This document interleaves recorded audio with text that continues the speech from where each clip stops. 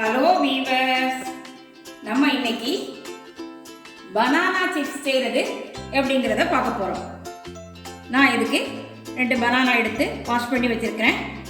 இதை நம்ம தோலை எடுத்துட்டு நம்ம ஃப்ரை பண்ணுவோம். எப்படி செய்வோங்கிறத நம்ம பார்ப்போம்.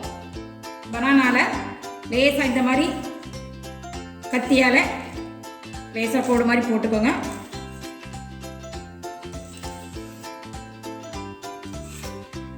கோடு மாதிரி போட்டுட்டு இந்த மாதிரி எடுக்கும் பொழுது இந்த தோலை ஈஸியாக நம்ம எடுத்துடலாம். நம்ம அந்த காயை இந்த மாதிரி தோலை எடுத்துட்டு இந்த மாதிரி ஒரு இதில் வச்சு சீவி எடுத்துக்கோங்க. இந்த மாதிரி தின் ஸ்லைஸாக சீவிக்கோங்க.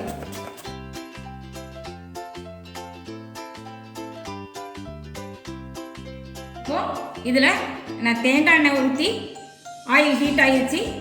இப்போ இந்த பனானாவை அப்படி மெதுவாக சேர்ந்தாக்கில் இல்லாமல் உதிர்ந்தாக்கில் எடுத்து போடுங்க.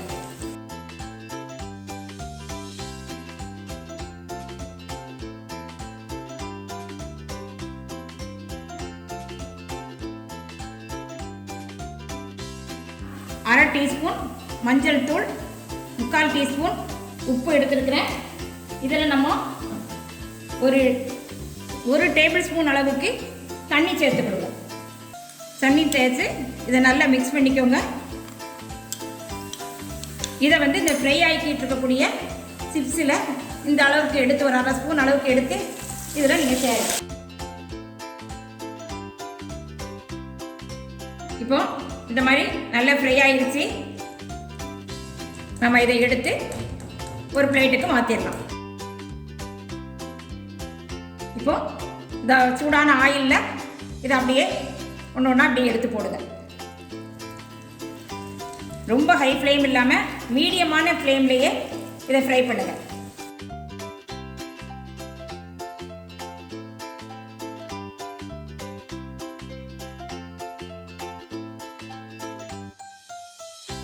இது பாதி அளவு ஃப்ரை ஆகிக்கிட்டு இருக்கக்கூடிய நேரத்தில் நம்ம உப்பும் மஞ்சள் தூளும் கலந்து வச்சுருக்கோம்.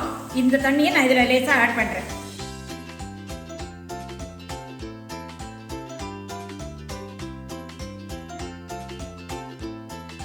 சிப்ஸ் நல்லா ஃப்ரை ஆகிடுச்சு. இந்த ஸ்டேஜில் நம்ம இதை அப்படியே எடுத்துடலாம்.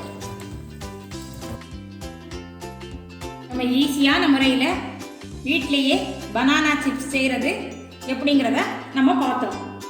நீங்களும் உங்கள் வீட்டில் பிள்ளைகளுக்கு இதே மாதிரி வீட்டிலையே பனானா சிப்ஸு நல்லா கிறிஸ்பியாக செய்து கொடுங்க.